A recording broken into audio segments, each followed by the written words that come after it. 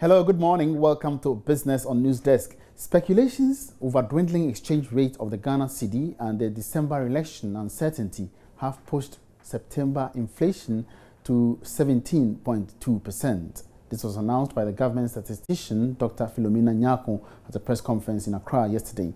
In an interview with Joy Business later, Dr. Nyako disclosed that these, however, were mere speculations from consumers. The imported items, the inflation rate of imported items moved from 17.3% in August 2016 to 18.7% in September 2016. So it means we have a change rate of 1.4 percentage points. Because, you know, the non-food accounts for 56% of the weight. And the food accounts for 43.9%, which means that if the non-food inflation goes up, it affects the inflation rate much more. The food inflation rate went up because of base drift effect, but in reality, the food inflation.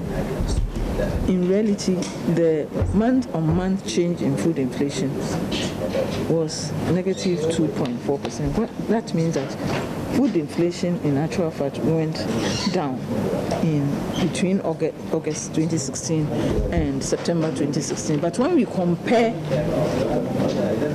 the September 2016 figure with the September 2015 figure, that's when we see a rise because of the base drift effect.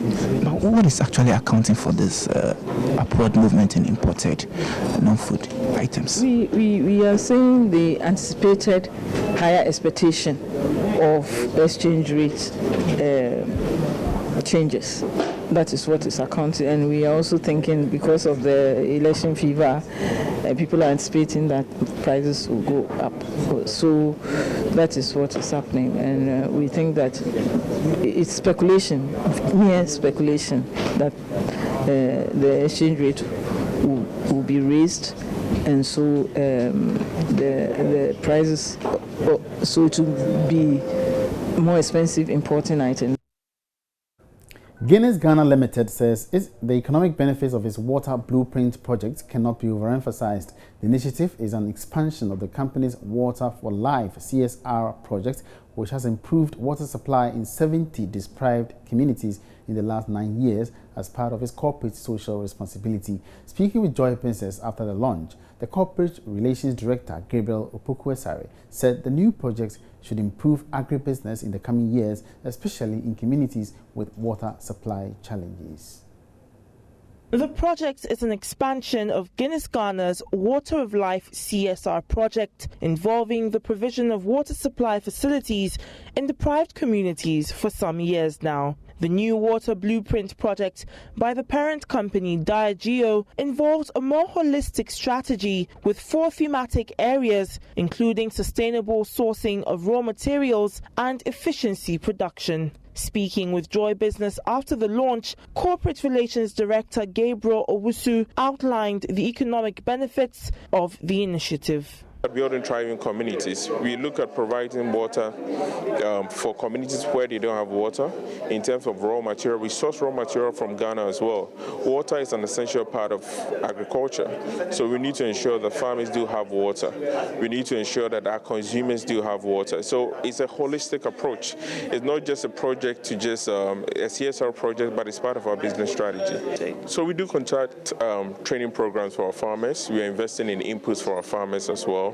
We are sourcing from them. So now we're encouraging people to go into farming, cassava farming, maize, sorghum farming.